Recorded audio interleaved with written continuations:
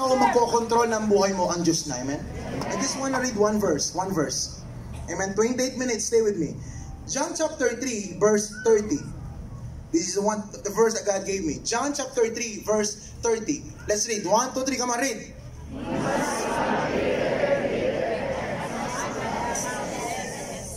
Kung nakuha niyo po yan, pumapalakpakan na po kayo. Isang beses pa po. Lagay mo yung kamay mo sa puso mo. Read, go! You must come greater and greater. Pikit mo yung mata mo, say it, go! You must come greater and greater. Amen po? The control of the Holy Spirit in our life must become greater and greater. Yung character ni Lord, yung will ni Lord, kailangan maging greater and greater. And we must become lesser and lesser. That's the only way. Until hindi ka nagle-less, until hindi ka namamatay sa laman mo, amen, hanggat hindi namamatay yung self mo, the leading of the Holy Spirit will not come. Sabihin mo sa katabi mo, mamatay ka na. Paso po yung kamay nyo. Hagurin mo, sabi mo, die. Ano yung pangyaman kaya Kapampangan, sabi mo, matay na ka. Matay na ka. Tama po ba? Ulitin ko, hanggat walang namamatay, walang mabubuhay. Tama po mga kapatid, when we allow the Holy Spirit to take control of our life, increase will flow in our life. Tama po ba? Kaya po na-share ko lang yung video ngayon kasi God, yun pong ginawa ng Diyos sa amin eh. Nung kami po yung nagli-lead, wala akong nangyayari. But when the Holy Spirit begin to lead, may nangyari na. Sabihin mo sa katabi mo, kaya ganyan ka. Ikaw kasi may control ng buhay mo eh. Kasi mo yung kamay niya. Dahan-dahan yung ibaba sa kanyang bilbil. Sabi mo, ginusto mo yan. Amen? Tama? We must decrease. Ito po, yung i-share ko po ngayon, hindi po masyadong sikat. Kasi ang sikat ngayon, 5 ways how to have a boyfriend eh. Ang mga sikat ngayon, 7 ways how to have a brand new car. Parang ganyan. Ang matindi ngayon, 3 ways how to have house and lot. Ang i-share ko po ngayon, many ways how to die. Tama po ba? When we decrease, He will increase. At para mag-increase ang Holy Spirit, kailangan ng total surrender. Ang problema sa atin, yung nag-surrender lang tayo, kaunti lang eh. Lord, ito lang yung isusurrender ko. Huwag to ha. The Holy Spirit demands. Somebody say demand. Demand. Nagde-demand ng total surrender ang Holy Spirit. Kung ano lang, you look at this, your success can be traced by what you have surrendered. Makikita mo yung tao, yung level ng tagumpay niya, yun ay makikita mo sa level ng kanyang sinakripisyo. Amen? Your success can be traced by what you have surrendered. Your breakthrough can be predicted by what you are willing to surrender. Kung ano yung kaya mo, ano yung willing mo, ano yung mga naisuko mo, yun ang barometer ng magiging tagumpay mo. Sabihin mo sa katabi mo, ano na ba sinuko mo? Kama lang, hindi mo masuko. Cellphone lang, hindi mo masuko. Siya pa kaya? Tama po mga kapatid? Kaya alam niyo, basilin yung Bible. Walang ginamit ang Diyos na walang hindi sinuko. Tama, si Abraham ginamit father at multitudes. Ay, isa ang sinuko niya. Lahat po sila may sinuko. Lalo na ang ating Panginoong Hesus. Siyang malaking may sinuko para sa atin. Tama, look at this. Ang laki-laki ng hinihiling mo kay Lord. Wala ka naman tinataya. Sabi ni Lord, Abraham, ibigay mo sa akin ang anak mo. Pwede naman sabihin ni Abraham, Lord, yung mother-in-law ko na lang. Diba? Ikaw, ang hiling mong isuko yung hindi sa'yo. Galante ka lang sa hindi mo pera. So yan. Tama mo ba? Pero ang gusto ni Lord, total surrender. Sabihin mo sa katabi mo, sumuko ka na. Sabihin mo, napapaligiran ka na namin. Tama po ba? Eh tayo ba naman, ang hilig natin magpanggap na okay. Alam ng lahat na hindi ka okay, ikaw na lang ngayon hindi alam na hindi ka okay. Sabihin mo sa katabi mo, decrease. Total surrender to God will produce a Holy Spirit-controlled life. Amen? Until you reach this point of surrender, your life will be full of trouble and stress.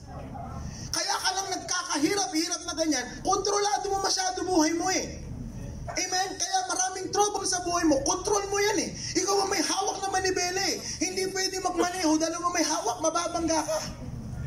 Tama po ba mga kapatid? Sino rito willing nang mamatay ngayon? Amen. Sino rito willing ka nang malibing ngayon? Amen? Amen? Tama po ba? Amen? What a mistake of fearing, giving yourself to completely to God. Bakit ka natatakot na isuko mo ang buhay mo kay Lord? Bakit ka natatakot isuko yung bagay? Ganyan na ba kalaki yung sweldo mo? Ganyan ka na ba kayaman para natatakot kang isuko yung oras mo kay Lord?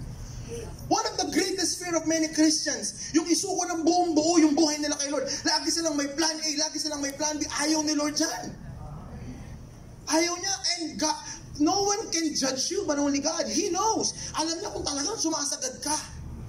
Tama po ba? Until ma-reach mo yung point ng total surrender, yung no turning back, hallelujah, doon palang kikilos ang Diyos sa buhay mo. Ay, walang tao po rito, hallelujah. Amen? Lagay mo yung kamay mo sa hindi depth. Sabi mo, Holy Spirit. Holy Spirit. Control my life. Control my life. Isigaw mo maigi. 1, 2, 3. Holy Spirit. Control my life. Ipikit ang mata. Isigaw mo. Holy Spirit. Control my life. Amen? When you are surrendered to God, you always give up your best. Pag ikaw talagang tumodo ka kay Lord, binibigay mo yung the best mo, regardless kung may kapalit o wala. Amen. Alam mo, maraming leaders hindi nakaka-breakthrough. Ayaw nilang ibigay yung best kasi hindi sila ma-appreciate. Hindi sila sisikat. Pansinin mo sa church, ganadong-ganado ka pa uwi pag nabigkas yung pangalan mo. Kahit hindi mo naintindihan yung preaching, basta bigkas ni pastor yung pangalan mo. Tama? Pero pag ikaw may ginawa ka, hindi na isulat yung pangalan mo nag-donate ka ng electric fan, wala yung pangalan mo doon, ayaw mo na. In fact, pag nag-backslide ka, sinasama mo ba yung electric fan na yan? Sino ba nakilabang na electric fan? Ikaw, dahil pagdating mo, sa'yo lang nakatutok yan. Tama? Tama? Pag nagbigay ka ng tithes and offering, gusto mo, papunta kung saan mo gusto eh. You see, kapag totally surrender ka kay Lord, it does not matter kung appreciated ka o hindi. When you are total surrender to God, it does not matter if God will lift you up or God will hide you, as long as God gets the glory. Kapag dumating tayo sa puntong yon, kapag yung wala ka ng pakialam, hindi na yung blessing, hindi na yung position sinasabi ni Pastor Jerry, hindi na yung appreciation, hindi na yun eh. Tama? Kaya si Jesus, grabe, pag after niya mag-preach, nagtatago eh. Gagawin na siyang hari, nagtatago. Tama ba? Tayo naghahari-harian. Sabihin mo sa katabi mo, mamatay ka na. Amen? Tama mga kapatid? God demands total surrender. Sabihin mo sa katabi mo, parang meron ka pang dapat isuko. Ang problema sa iyo ngayon, iniisip mo, sayang wala yung disciple ko, maririnig niya sana to. Mali! You're missing the point. Ikaw ang dapat makarinig nito. Amen? We must know. Look at this. We must know. Kasi gusto natin yung God of abundance, tama? Sino rin gusto mong abundance? Hindi ka ba abundant yan? Di ba? You see, before He becomes your God of abundance, He must become your God of daily bread. For 40 years, somebody say 40 years. For 40 years, nasa disyerto mga Israelites. For 40 years, almusal, tanghalian, gabi. Ang pagkain nila, mana. Tinapay. Wheat bread. Hindi man Spanish bread, hindi man cheese bread, hindi man hamburger. Wheat bread. Walang lasa po yun. Yun ang pampapayat. Kaya pag nag-wheat bread ka,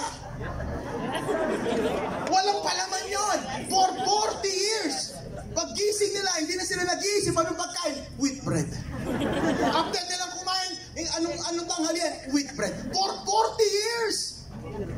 At ang sabi ni Lord, kumuha kayo ng mana, huwag kayo magtitira para mamaya. Matitigas ang ulo. Takot maubusan. After nilang kumain, nagtago pa. Alam mo to, nasa Revelation na to. Alam mo, hindi ka nagbabasa. Sa Exodus po ito. Alam nyo, ba't yung mga pastor nilalagay na yung verse? Kasi pag hindi na nilagay yung verse, hinahanap mo, kahit sa opening nga, hindi mo ba nakita?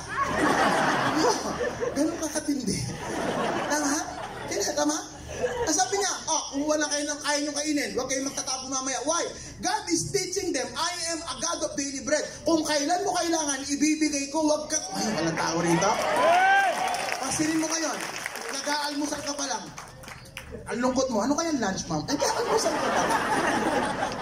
Tinuruan sila ni Lord for 40 years, mana. Huwag kayong mag-aalala, pagkising nyo may pagkain. Huwag kayong mag-aalala nung kakainin bukas. He was teaching them a God of daily bread. Kaya si Lord, sasaktuhin ka lang niya. Lagi kang sakto. Kasi you're not ready for abundance. For 40 years, hindi nagbago ng damit. Alam niyo ba, isa po nila, Ariel. Hindi lumuluma. Yung sapatos nila, hindi napupudpod. Anong tawag doon? Islander. Gawang Pinas. For 40 years, wala silang pakialam kung 3-day sale sa SM. Walang Shopee, walang Lazada. Alam niyo po, testimonial, burahin niyo nga yung mga Shopee niyo. Yung asawa ko po may Shopee. Sorry, I have to confess. May Shopee yung asawa ko eh. Di naman siya bumibili, pero pag may nakita siyang item, ina-add to cart niya. Yung mga wishlist. Eh yung anak ko sobrang bait, pinakilaman yung cellphone, binili lahat. Isang araw, 5 motor ang dumating. 5 motor. 5 motor. Sabi, burahin mo yan. Burahin mo. Binura na po namin yung Shopee niya. Amen. Hallelujah. Pero mo dumating yung motor, ano po yan? Hindi ako nag-order, sabi niya. Hindi, nag-order po kayo, sabi. Nung tinignan niya yung cellphone niya, yung anak ko, binay niya lahat. For 40 years, walang bagong damit. Ikaw, hindi mo pa nasuot, tumaba ka na, hindi mo pa nasuot. Tama? Tama, ang dami mo sapatos, hindi mo naman nasuot lahat. He wants them to know, huwag kayong magalala ng susot nyo, huwag kayong magalala ng kakainin nyo. Even yung tubig. Ang sabi ng Bible, yung tubig nanggagaling sa bato. Pag lumalakad sila, lumalakad din yung tubig. Hindi po yan. Tama? Hindi sila nagkulang po more. Why? He was teaching them that I am a God of daily bread. Kaya hindi mo kailangan mag-alala para bukas. You see, the future belongs to God. Huwag kang mag-alala. And He gives it to those who are totally surrendered to Him. Kaya ka lang nag-aalala. Kababayan mo lang ng upa. Alala ka na naman. Kababayan mo lang ng amortization mo. Hindi mo na-enjoy yung sasakyan mo kasi iniisip mo yung monthly amortization. Si Pastor Mark, bayad na po. Si Pastor Mark, bayad na yung sasakyan nila. Hallelujah. Ay, walang tao po rito. Sa lahat ng may kinuwang sasakyan, enjoyin mo yan. Babayaran ni Lord yan.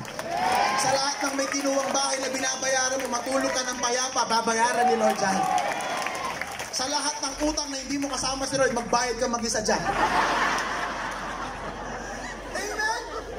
Wilderness, look at this. And there is only one way para ma-surrender ka. You cannot totally surrender on your terms. Hindi pwede. Nung pinako si Lord, hindi naman pwede, excuse me, Roman soldier, pwede ba lagyan mo ng anesthesia? Excuse me, yung bang pakong yan, na-sanitize ba yan? Na alcohol? Hindi ho eh.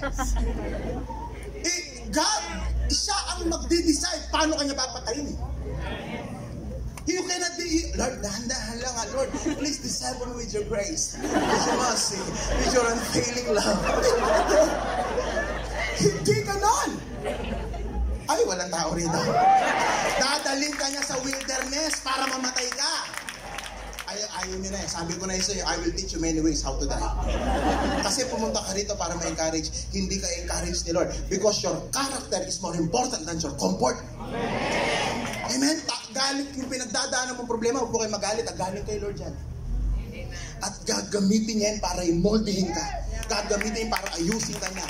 Yung karamdaman na yan, it will not end to death. Yung karamdaman na yan, it will lead to testimony. Yung bankruptcy yan, it will not lead to poverty. Gagamitin niya yan para ipakita sa'yo, hindi ang negosyo mo, trabaho mo, hindi tao, ang Diyos ang source mo. Kung naniniwala ka, mahinang palakpak yan. Wilderness, look at this. Si Lord, sabi niya, Moises, palayain mo ang aking mga anak. Dalhin mo sila saan? Hindi naman sa promised land eh. Sa wilderness. The Israelites were so focused on the promised land, they never reach it. Why? Because they are focused on the promised land, not on the promised land. Amen? Saan sila dinala ni Lord? Wilderness. And the Lord led His people in the wilderness. Si Jesus, nung nabaptize ng Holy Spirit, bumaba ang Espiritu Santo sa Kanya. Tama ba? Lahat naman tayo, pag nag-worship, bumababa. After nun, tumihinto ka sa pagbabasa eh. And He was filled with the Holy Spirit, and the Holy Spirit led Him in the wilderness. Why? Because wilderness is the highway to your promised land. Marami sa atin, ayaw natin ng wilderness. Kapag ikaw, iniwasan mo yung wilderness, humahaba lang yung journey mo. There is no shortcut. Wilderness is the highway to your promised land. Amen? There is no other way to your promised land but the wilderness. Tama po ba? Kaya maraming Christian, tama, ang hanap lang nila yung promise, hindi yung promiser. Ang hanap lang nila yung 20 minutes na lang. Who are you serving? Are you serving your calling or the one who called you? Are you serving your ministry or are you serving God? Are you serving your dream or the one who gave your dream? Kasi kung siya talaga, tatabi mo lahat yan eh. Kung siya ang dahilan, hindi ang calling mo, ba't ka naglilingkod? At uunahin mo palagi ang Diyos, you are led by the Spirit. Kasi pag ang calling at pinaglilingkuran mo, ipopromote mo yung sarili mo dyan. Yung sinasabi ni Pastor Jerry. Ipoposition mo yung sarili mo dyan. Tama ba? Kasi ang habol mo, yung calling mo eh. Pag yung ministry yung habol mo, puro strategy ka dyan, puro ano ka dyan, hindi yung nagbigay ng vision ng hinahanap mo. Siya ang nagbigay niyan, kaya alam niya kung paano mangyayari yan. Ay, wala akong tao rito. Kaya look at this. Si Jesus, hindi naman yung ministry pinaglingkuran niya eh. Ang sabi niya, I came to the one who sent me. Ako'y narito dahil pinadala ako. At wala akong salita kundi ang salitang sinasabi niya. Amen? I came on the one, I did not came on my authority. I came on the one who sent me. And I do not speak my word, I speak His words. Kailangan alam mo kung sino nagpadala sa'yo. John chapter 1 verse 6, there was a man sent by God. His name is John the Baptist. Kapag may kumpanya po kayo, may trabaho kayo sa Nissan, sa Toyota, Mitsubishi, or whatever company. Pag kayo pinadala kayo sa mga conferences niyan, sa mga seminar, sila magbabayad ng hotel mo, sila magbabayad ng trans mo, sila nagpadala eh. Kung sino nagpadala sa'yo, siya ang mag-aalaga sa'yo. Pag ikaw, huwag mo naman palakpak. Pag pinadala mo yung sarili mo, ikaw nagsusustain sa sarili mo. Pag pinadala mo sarili mo sa ministry, hindi sila nagpadala sa'yo, ikaw bahala dyan. Pag pinadala mo yung sarili mo sa nililigawan mo, hindi ka naman pinadala nila, busted ka dyan. At ito, pag pinadala ka ng tao, nauubos ang resources ng tao. The best thing. Tama? Pag pinadala ka ng tao, sa kanya ka aasa palagi. Pag wala ka na, text, wala na pong budget. Pero pag ang Diyos ang nagpadala sa iyo, you have the resources of heaven. Tama po ba? Wilderness will mold your character. Huwag ka masyadong concerned sa comfort mo. Pag may testing ka, huwag mong paalis kay Lord John. Alam ng Diyos ang kapasidad mo, hindi siya sadista. Amen? Many people seek God for what they can get. Walang masama. Pero kapag yun na lang ang dahilan, kapag di nakuha sa kalendaryo, nagwawala. Hindi masama paglingkuran ng Diyos sa kanyang kayang ibigay. Pero pag naglilingkod ka dahil na sa kanyang ibigay at hindi niya binigay sa kalendaryo mo, magwawala ka. Babackslide ka. Because you're not really serving Him. You're serving what He can give. Ang Israel po, pinalaya ng Diyos sa Egypt. Bago sila lumaya, ang sabi ng Diyos, Moses, hubarin mo ng kayamanan ng Egypt. Hinubad nila ang kayamanan ng Egypt, mga tingga, brilyante, ginto, mamahaling damit. Kinuha nila ang lahat ng kayamanan ng Egypt. Lumabas sila ng Egypt. They were the most wealthiest, they are the most rich refugees in the world. Without a nation, without a country. Bit-bit nila ang kayamanan ng pinakamayamang bansa. Lumabas po sila. Anong ginawa nila sa pera nila? Wala. Pagdating sa desert, anong ginawa nila sa mga ginto nila? Sinamba nila. You see, money is not an approval. It's not a sign that God is approving you. Tama po ba? Hindi mo masama pera. Gusto ko po yun kung ayaw nyo. Give me. Pero hindi po barometer na bless ka ni Lord. You must seek the giver, not the gift. Tama po ba? Amen? Alam ng Diyos yan. In fact, mag-pray ka, Lord, lahat ng empty desire, alisin mo. When you begin to pray that prayer, aalisin ni Lord, hindi mo nakikita yung dapat niyang ibigay kasi meron kang gusto na ayaw niya. Amen. Kaya mamaya mag-pray ka, Lord, lahat ng empty desire, lahat ng selfish desire, alisin mo po, Lord. Kapag ganun na ang panalangin mo, nakikinig na ang Diyos. Look at this, si Saul, si King Saul, binigay ni Lord ang kaharian kay King Saul. Saul loved what God has given, but he never loved God. Inalis ng Diyos ang trono. Saul seek the throne. Iningatan niya yung trono. Akala niya inaagaw ni David, hindi naman. Pinrotektan niya yung trono. But David, he did not seek the throne. Never did he seek the throne. Hindi niya ninais kunin ng trono kay Saul. Saul seek the throne. David seek the heart of God. In fact, hindi, palakpakan mo si Lord for that. If 15 minutes. Hindi hinanap ni David ang trono. Hinanap niya ang puso ng Diyos. Ano nangyari? Kinuha ng Diyos ang trono kay Saul, binigay kay David. In fact, nagrebelde yung anak ni David, si Absalom. Anong sabi ni David? Papatay na namin ang anak mo. Anong sabi ni David? No! Kung inaalis na ng Diyos ang kaharian sa akin at binibigay kay Absalom, I will surrender it. Wala akong gagawin. Pero kung hindi kinukuha sa akin ng Diyos ang kaharian, hindi makukuha ng anak ko yan. Kapag alam mo, kasama mo ang Diyos, hindi mo man kailangan ingatan ng kanyang mga binigay. Inaninsan ka mukha ni Job. Isang araw namatay ang pamilya, lahat ng ari-arian, nagkaroon ng sakit. Isang araw. Tama? Tama ba? Anong sabi ni Job? Job 30 sabi niya, if I can be silent, I will become powerful. Ang sabi niya. Many times wala kang kakayahan intindihin ng Diyos, but you can be silent. When you become silent, you become powerful. Kasi po ba kayo mga kapatid? Taas mo yung kamay mo. Hagurin mo. Sabi mo, pag may pinagdadaanan ka, pwede bang manahimik ka? Totoo yung sinasabi ni Pastor Jerry. Minsan pag may problema ka sa Facebook, in fact, birthday mo, hindi ka nalilagay. Happy birthday to me. Awang-awa naman ako sa'yo. Tama. Tama ba? Total surrender molds our character. It is the character of a man of God, not the anointing that matters. Hindi dahil anointed ka, si Judas anointed po yan. Sabi mo sa mo, anointed ka pala. Ano ko, paano mo babasahin yung sinabi ko? Bahala ka. It does not mean that you are anointed, you have the approval of God. No, it is your character that attracts the approval of God. Si Judas po, anointed po yan. Si Saul, anointed din po yan. Pero wala po silang character. Tama? You see, anointing is the gift of the Holy Spirit. And gift, hindi pinagpapagura niyan. Pag lumapit ka rito, papatungan ka lang na kamay, dadalo yan. Gift is free.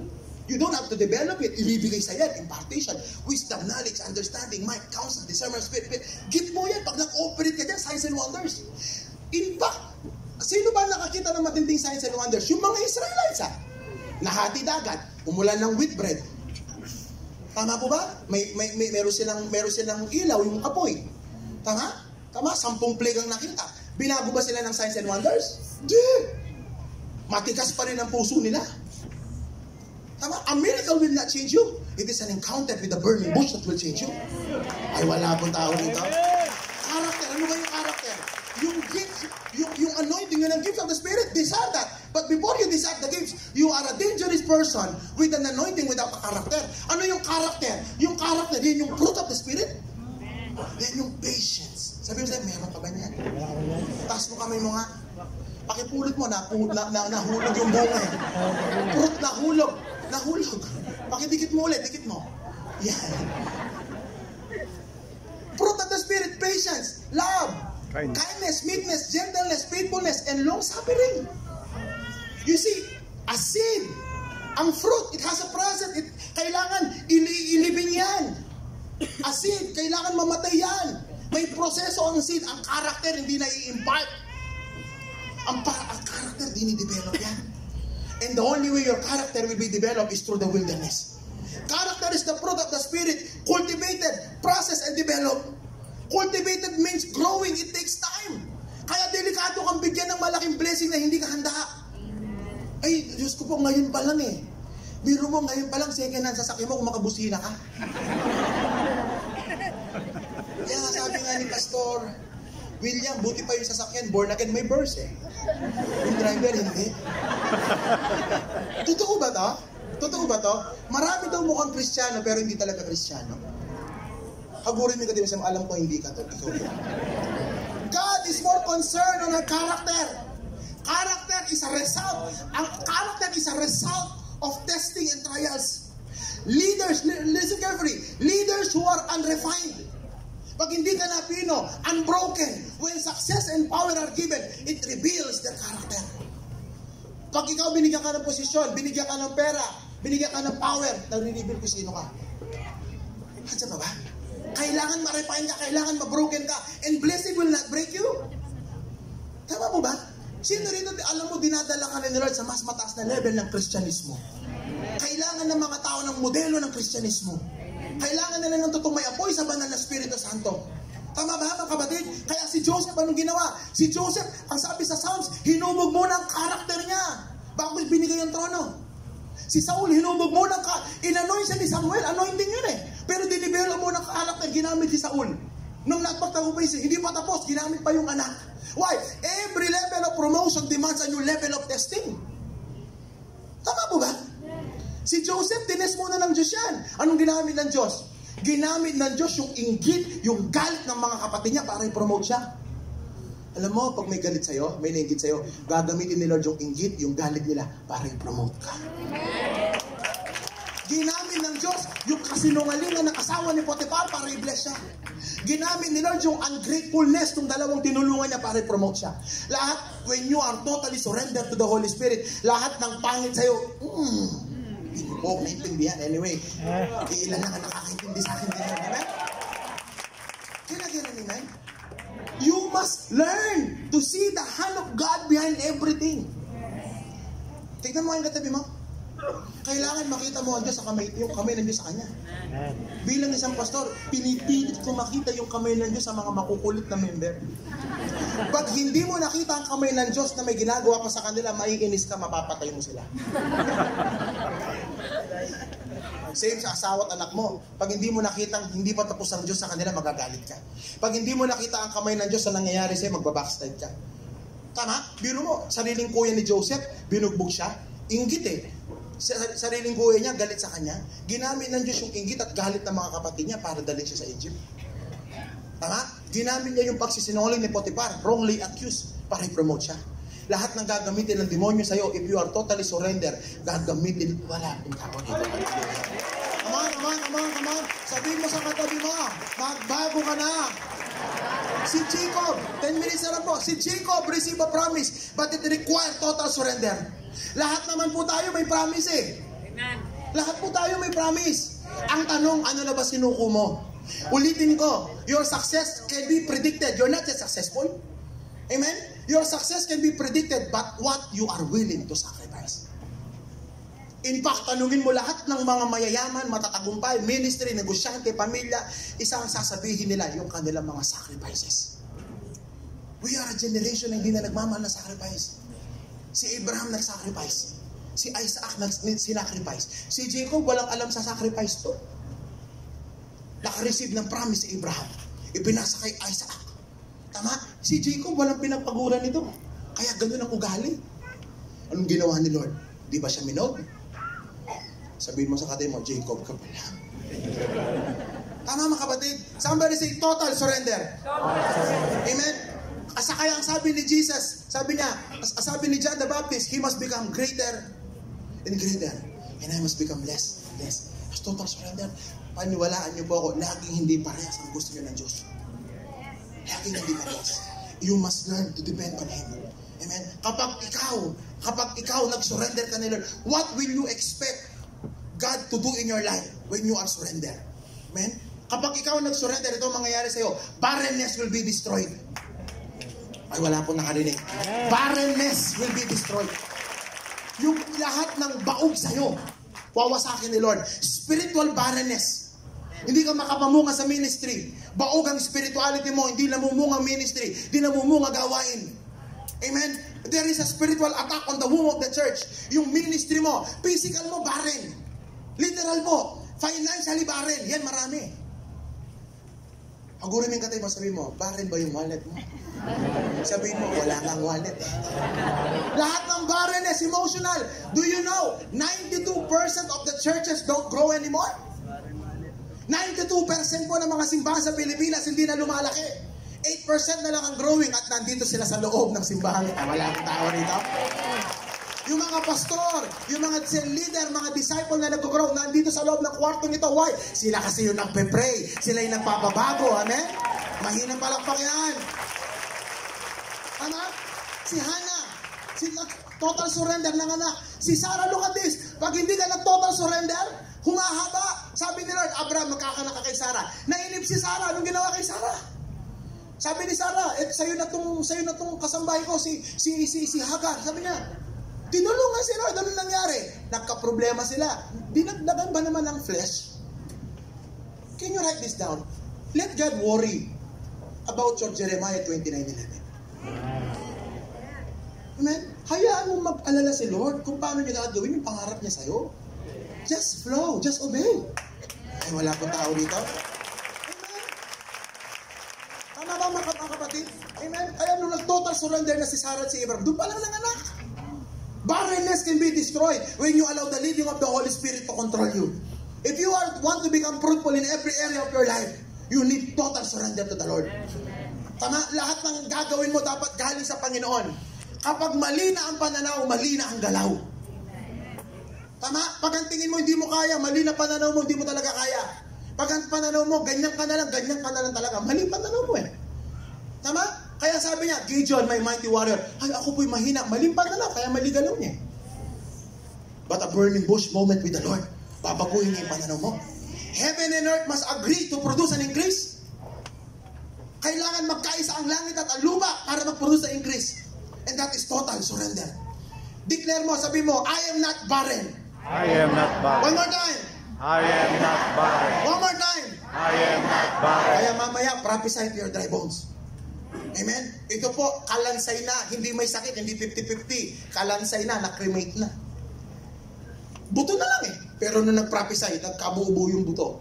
Nag-prophesy pa. Hindi naman dahil nag-prophesy ka, yun na. Mabubuo mo na yung buto. Mag-prophesy ka ulit, magkakaroon ng litid at laman. Litid at? May fats ba doon? Wala. Sabihin mo sa katabi mo, bakit meron tayo? Kaya sabi ng Leviticus, the fats belongs to the Lord. Sana natatouch yung opening yung fats, no? Ay sabi niya, yung mga buto, tapos litid laman, nagkaroon ng balat, nag-prophesy, nagkaroon ng buka. You never stop prophesying hanggat hindi nabubuhay ang mga dry bones. Amen. Ay wala pong tao dito. Come on. 8 minutes. When you are totally surrendered to the Holy Spirit, He gives you increase. Amen? Sabi po ng doktor, hindi kami magkakaanak kahit magaganda po yung lahi namin. Glory to God, Lord. Gusto ba magsabi ng totoo, Lord? Lord, sorry, Lord. Amen? Sabi niya, Pastor, hindi kayo ba mag-asawa pero yung asawa mo, yung dugo niya malapot. Parang asado yung dugo niya. Amen? Hindi tinatanggap ng bata. Hindi po kayo magkakaanak. Ngayon po, hawak ko ng asawa ko yung aming ikalawang anak. God will destroy barrenness. Tama po ba? When you are totally surrendered to the Lord, amen, when you allow the Holy Spirit to control your life, altars will be built. Wala na mga altar builders sa simbahan ngayon. Wala na mga altar builder na tatay, mga nanay, mga leader. Kawawa ang pinamumunuan mo pag wala kang altar. Many churches, leaders, Christians, they are powerless. Maraming panalangin, powerless. Kasi walang fasting, walang effort, walang consistency, walang sacrifice. You see, the main ingredient of an altar is sacrifice. Tama ba mga kapatid? Amen? When we pray with unconfessed sin, our prayers are powerless. Ulitin ko, when we pray with unconfessed sin, yung galit, tampo, hinanakit, pride, inggit, jealousy, unconfessed sin, wrong motives, wrong desire. Amen? Mapapagod ka. Because your prayer are powerless. Total surrender will protect our altar. Kapag may altar ka, ibig sabihin, alam mo ang kalooban ng Diyos. People with altar produce effective prayer life. Tama po ba? Amen? Kaya mamaya ko mag-gaze po tayo. Tama po ba? I-establish ka na dati, pero nandiyan ka na. Look at this. Look at this. Praise God sa 8 months. Pero may 4 months pa. God can do more in 4 months than in 8 months. Alam niyo po, glory to God, yung pinakita pong building doon, naguho na po yun eh. Na-demolish na po yun eh. Mamaya po, I'm gonna share pa doon. Amen? 7 minutes na lang po ako. Amen? Nag-acquire po kami ng lote 2019. Ang sabi ni Lord, bilhin nyo na ako ng lote. Sabi ko, Lord, wala pong pera yung bank account. Sabi ni Lord, hindi ako tumitingin sa bank account nyo, tumitingin ako sa puso nyo. Tumitingin ako sa faith nyo. When God gives you a dream, talagang it will not match your capacity. Amen? Sige po Lord, for the next 11 months nagtutod po kami, 1 million lang naipon namin, 11 months. Ang sabi Lord, i-down mo na yan. Lord, 10 million po yun, 1 million, i-down mo na. Sabi ko sa may-ari, magda-down po kami ng 1 million. Sige Pastor, amin na yung 1 million, pero in 5 months, bibigyan ko kayo ng 5 months, mag-ibubuhin nyo yung 9 million na kulang. Pag hindi po namin nabayaran yun, oh I'm sorry, yung 1 million na binigay mo, forfeited na yan. Ang harsh nyo naman. Take it or leave it, Pastor. Amen? Eh, may word. Sabi ni Lord, build me a church. I will build my temple, na sabi. Nagpirma po ako, pero nung nagpirma ako, ang tagal mo pumirma, pastor, sabi niya, hawak niya na po yung cheque, hayaan niyo, give me peace. Lord, yung tinta po nito kulay red. Dugo mo po ang pampipirma. Amen? Pinirmahan po namin yung contract to sell na ako at ang simbahan nag-down ng 1 million in 5 months. In 5 months. Thank you, son. In 5 months, bibigyan ni Lord. Amen? Nag-ipon po kami within 5 months. For the next 5 months, nakaipon po kami 3 million lang. That makes only 4 million. Amen? April 30 po ang bayaran. April 29, 4 million lang ang pera. But we keep praying to the Lord. Sabi ko, Lord, katapusan na namin ito.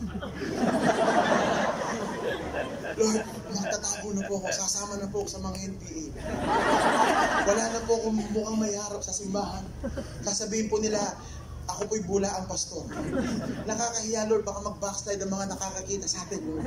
Akala nila tinakbo ko ang pera. But Lord, take this cup away from me, but not my will, your will. Amen? Siguro po nakita ng Diyos. Ang Diyos po nakakakita kasi. Umaga po may tumawag sa amin. Amen? Nagbigay po ng 3 million. Hallelujah.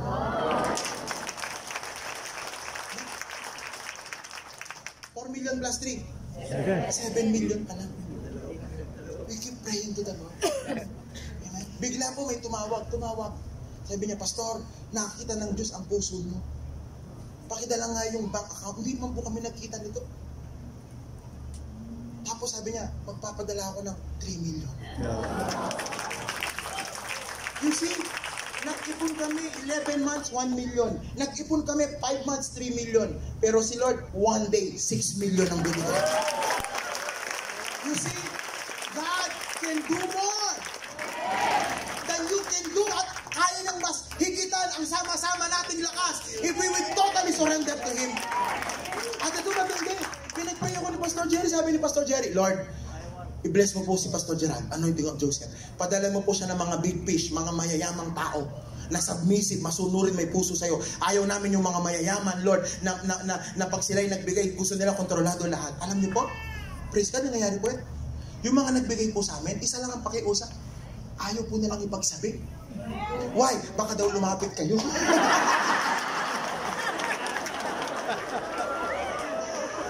The moment na sinabi mo, Lord, nakita mo, Lord, alam mo ang puso ko, tama. The moment na sinabi mo, tama puso mo, mali ka na. Para bagang sinabi mo, wala po akong may pagmamalaki sa inyo kundi ang kababaan ng loob ko. Only God sees the heart. When you have an altar, look at this. Whatever a person who has an altar confess, shall he possess. Amen. Amen. Amen. Kapag ang isang tao may altar, pag nangumpisa yan, mapoposes niya. Ito po ang word sa akin ni Lord kahapon. Job 22:28, you will succeed in whatever you choose to do. And light will shine on the road ahead of you. Pag may altar ka, pag na-mold ka sa darkness kay Lord, pag na-mold ang karakter mo, ano man ang gawin mo, why? Kasi hindi ka nagagawa na sa'yo lang eh. Bago ka gumawa, may leading, may control na ng Holy Spirit. Kaya sabi niya, pagkasama mo ko, whatever you choose to do, magtatagumpay ka at walang darkness sa'yo. And in verse 29, ito sabi sa akin ni Lord, if people are in trouble and say, help them, God will help them. That's the anointing of an intercessor. Ay, wala bang tao rito? Kaya magtaka ka pag wala nagpapapray sa'yo. Kaya sabi niya, if people are in trouble and you say, help them. Pag sinabi mo, Lord, tulungan mo nga to. Tutulungan ni Lord dahil sinabi mo. In fact, ang kasunod na verse niyan, sabi niya, even sinners, God will help because you pray for them because you have a righteous hand. Kapag ang intercessor may tamang altar, powerful ang prayer niyan. Tama po ba mga kapatid? Kaya sabihin mo sa katabi mo, magpalibing ka na. Magpalibing ka na. Amen? Kapag totally surrender ka kay Lord, altars will be built. Barrenness will be destroyed. Future will be secure. Kapag totally surrender ka kay Lord, hindi ka na mag-aalala sa kakainin mo, sa kagastusin mo, sa kinabukasan mo, sa matrikula, sa wala ka ng aalalahanin. Why? Alam mo, God is in, wala pong tao rito. God is in total control. Always remember, can I call on the keyboard? Always remember, the future belongs to God. Huwag kang mag-alala. You cannot add, you cannot subtract from the future. Kaya ang sabi ng Matthew, amen, huwag mong alalahanin ang bukas. Let tomorrow worry about tomorrow. Tandaan niyo po ito. Sinong kumain kahapon? O ang Diyos na nagpakain sa iyo kahapon, papakainin ka rin namin. At bukas, papakainin ka rin niya. Tama po ba? Amen? Ang Diyos na nagbayad ng mga bayarin mo ngayong August, siya rin ang babayad sa September. Amen. Wala akong tao nito. Sinong nagising kahapon? Sinong nagising kanina? Ang Diyos na nagising sa iyo kahapon. Siyang gumising sa iyo kanina. At palagi ko, gigisingin ka rin niya bukas. It belongs to God. You don't have to worry. And He gives it to those who trust Him. Love life, meron po akong member, amen, medyo wala na sa kalendaryo. But she is so faithful to the Lord. And I just keep praying for her. I'm not praying financial breakthrough. Alam ko tama yung taong ito, Lord. Malunos na ka man, Lord. Padala ka na sa akin.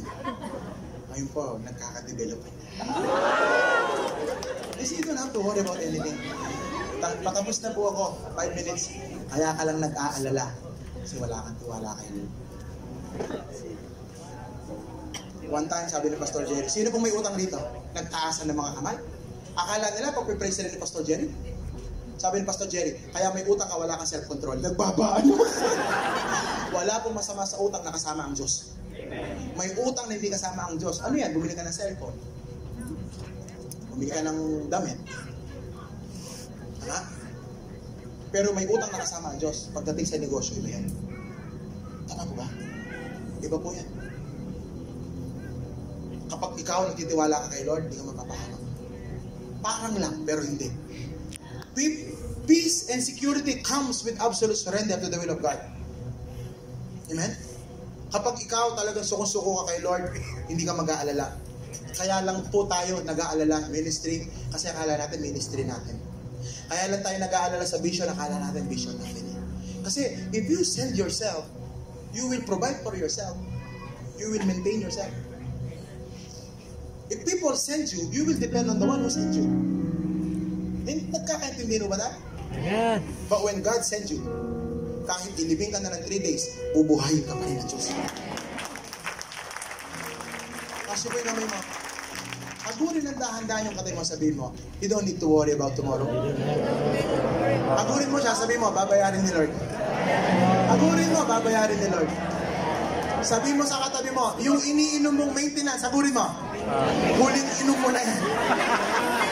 You know what? Kasi pagkagalingan Lord. You see, ang sabi ng mga doktor, ang diabetic walang cure, ang high pressure walang cure. Sabi nila maraming walang cure. Totoo yan. Pero ang Diyos natin bumubuhay ng patay. Nagpapagaling ng bulag. Nagpapalakad sa mga pilay. Sabi ng Hebrews 9:11, without the blood, there is no remission of sin. Remission means reverse. Amen? Ako naniniwala ako, the blood of Jesus will remit, i-reverse lahat ng dali sa'yo. Lahat ng mataas ang cholesterol, sugar, triglycerides, creatinine, whatever is that, lahat ng tin. Amen? Papagaling ka ni Lord yan. Can you depend on Him? Can you trust Him? Kaya hindi na kayo nag-uusap mag-asawa. Tuyo na yung relasyon nyo. Kasi pag nakita kayo, puro gastos ang usapan. Ano ba? Ako pa sa pastor, hindi ko na po inisip yung gastos. Why? May nag-iisip na. Sabi ko sa leader, magkano na budget? Dad, please, don't worry about finances. Huwag nyo na akong pakialaman to, Dad, sabi niya. Ayaw na po namin nag-iisip kayo ng kaperahan. Para focus po kayo sa word. You see, mga disciples ko, because the Lord gave us one another, they protect me from finances.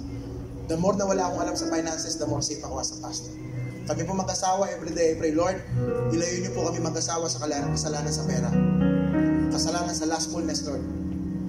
At kasalanan sa pride, Lord. Ilayo niyo po kami, Lord. Amen? Nandiyan po ba kayo? Sinong handang mamatay ngayon?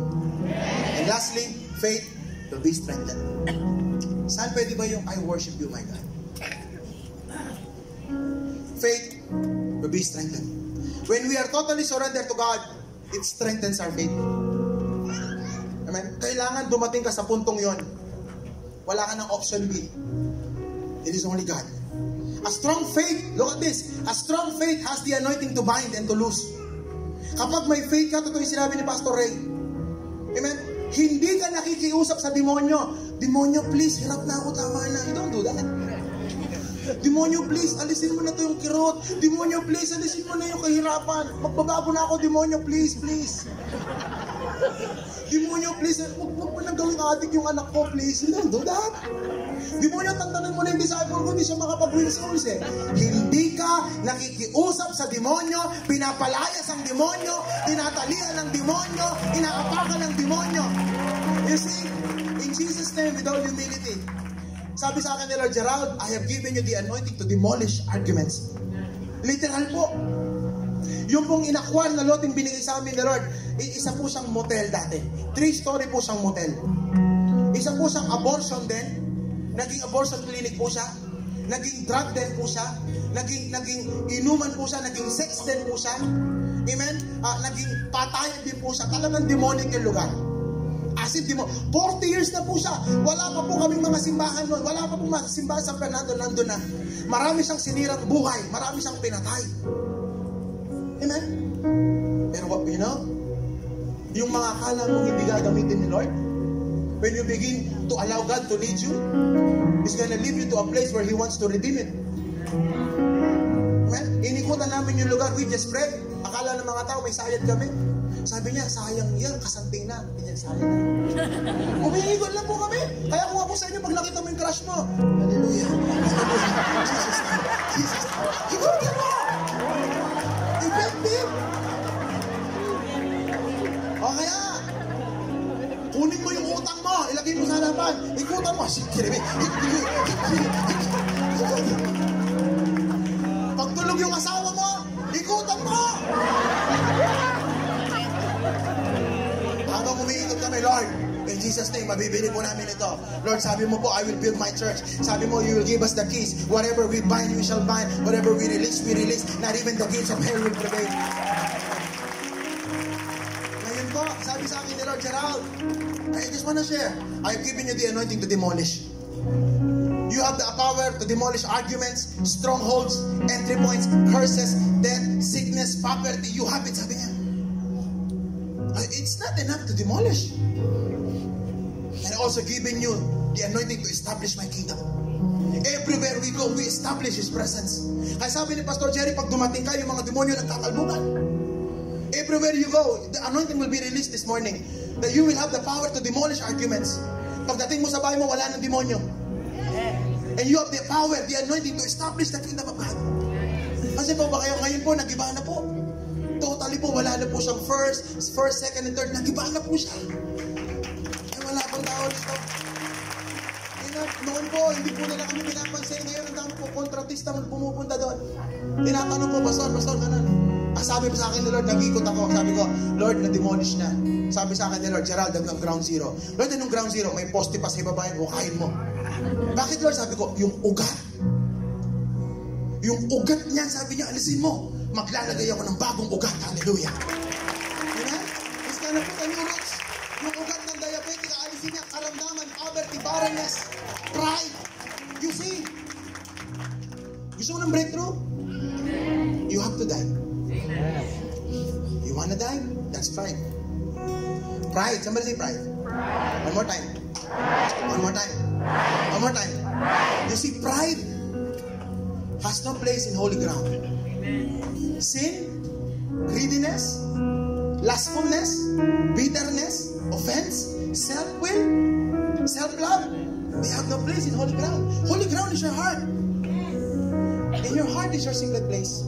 Sabi ni Lord, Moses, Exodus 5:3, nakita niyo yung burning bush.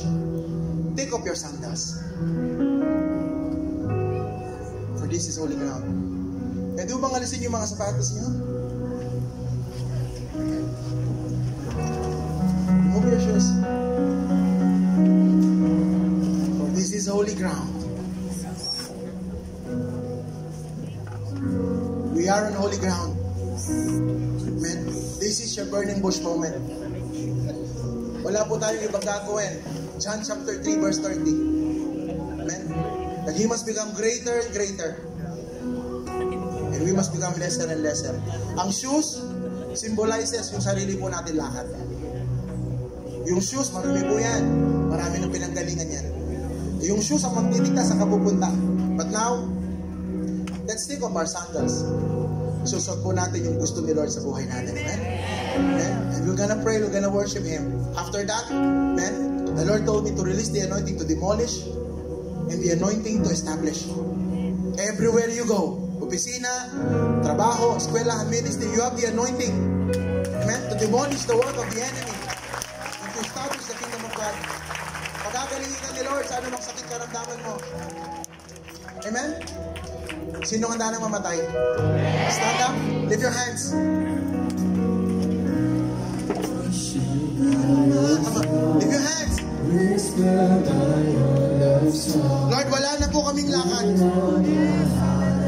Wala na po kaming self-will. Wala na po, Lord. Wala na po, Lord. Inalis na po namin ang sandals. We are on holy ground. We surrender. We surrender. Do not be afraid to surrender. Do not be afraid to trust Him. Shakaraba.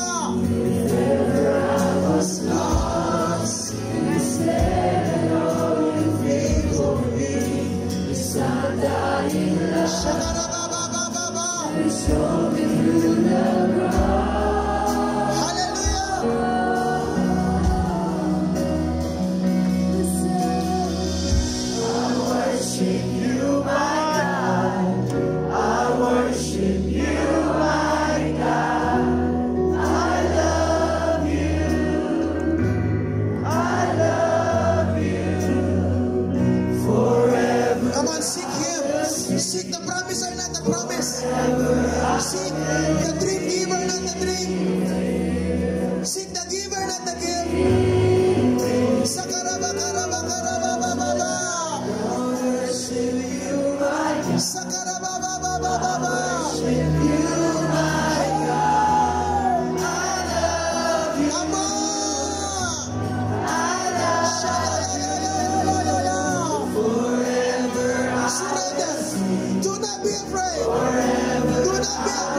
Do not resist.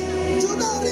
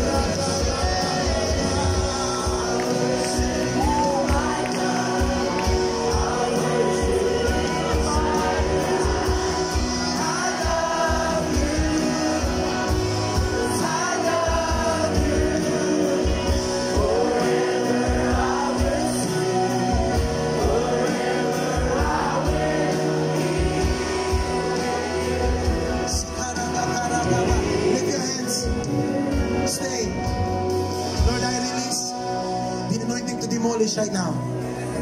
I release the anointing to demolish arguments, strongholds, entry point, curses, death, sin, Lord, generational curse. Receive it now. Receive the anointing to demolish. Receive it.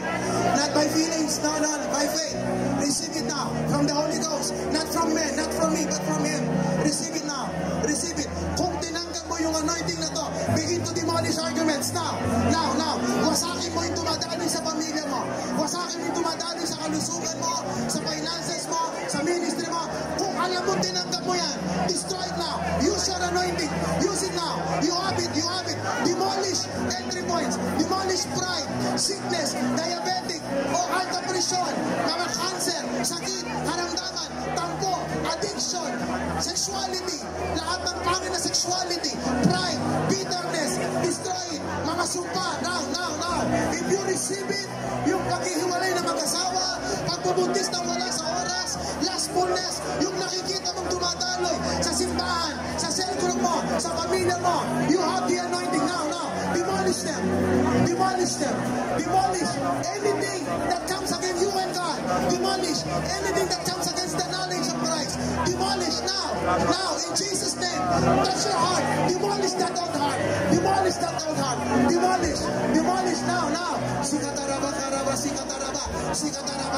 Sikataraba. You are on holy ground. Lahat ng hindi dapat sa holy ground. Walisin mo. Pride has no place. Sin has no place. Lustfulness has no place. This is holy ground. Shakaraba. Sikataraba. Huwag kang magtitira. Huwag kang makiusap sa demonyo. Wasakin mo, palayasin mo yan. Shikaraba. Enderebe. In Jesus' name, by the blood of Jesus. In Jesus' name, by the blood of Jesus. Sikataraba. May bagong daloy. Ekerebe. Now lift your hands. Lord, I release in Jesus' name the anointing to establish, Lord. The anointing to establish, Lord. They will establish your purpose. They will establish your kingdom, Panginoon. Oh, now, at the count of 3, lift your hands. Do you receive it? The anointing to establish a great future, a great spirituality, a great family, a great ministry. Do you receive it now? If you receive it, begin to prophesy. 1, 2, come on, begin to prophesy. Establish your family now. Establish your ministry, your relationship with God. Come on, establish. Shakaraba. I will build my church, as the Lord. Not even the gates of hell will prevail. Come on. Whatever you do, you will succeed. I will send light. When you pray for people, I will answer, says the Lord. There's anointing of increase. Come on. Establish your business, your family. Hindi kayo maghihiwalay mag-asawa. Hindi masisira yung pamilya niyan. Hindi mawawasak yung ministry na yan. Hindi masasara yung cell group na yan. Hindi masasara yung simbahan na yan. Come on, begin to establish. Shikarebe. Sikataraba.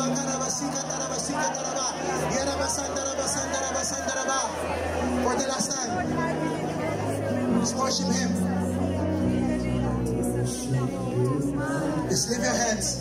I worship you, my God. I love you.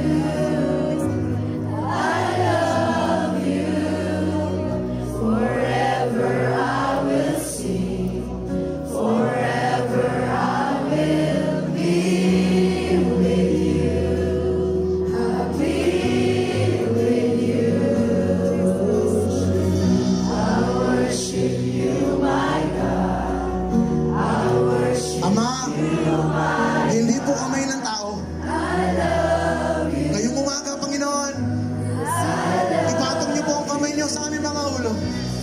The gracious hand of God, the support of God upon our head. The gracious hand. Yung umuulo mo, lift your hands. Ama, ipatong niyo po ang kamay niyo po sa aming mga ulo. Yung kamay ng Diyos. Increase your control, Lord. Increase your control. That you may become greater and greater. And we become lesser and lesser.